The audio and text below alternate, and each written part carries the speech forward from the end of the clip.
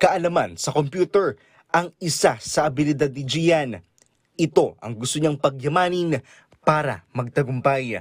Bakit ba tayo nag-aaral? Kasi gusto natin may magawa tayo in this life. Gusto natin may maging purpose tayo sa ating buhay. So paano ba natin ma-apply yung pinag-aaralan natin? And sa panahon po kasi ngayon, hindi lang enough yung diploma eh. Sa dedikasyong puhunan, nag-level up ang abilidad ni Gian.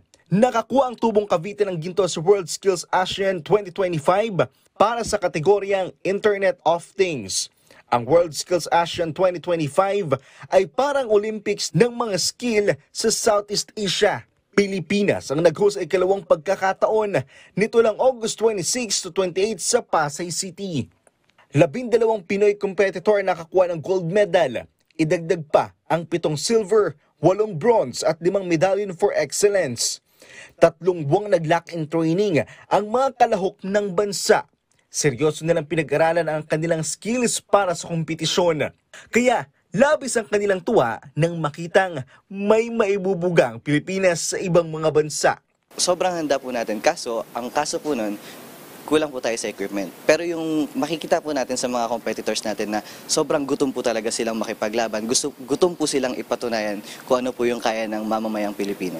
Hindi maitatanggi na may distansya pa rin ang tingin ng mga Pilipino sa Technical and Vocational Education o TECVOC.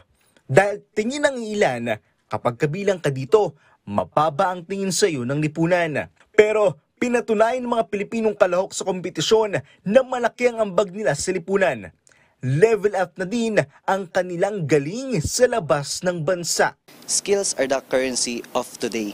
Yun na po ang kailangan natin ngayon. Pero siyempre hindi naman po mawawala na dapat may alam pa rin po tayo sa academics.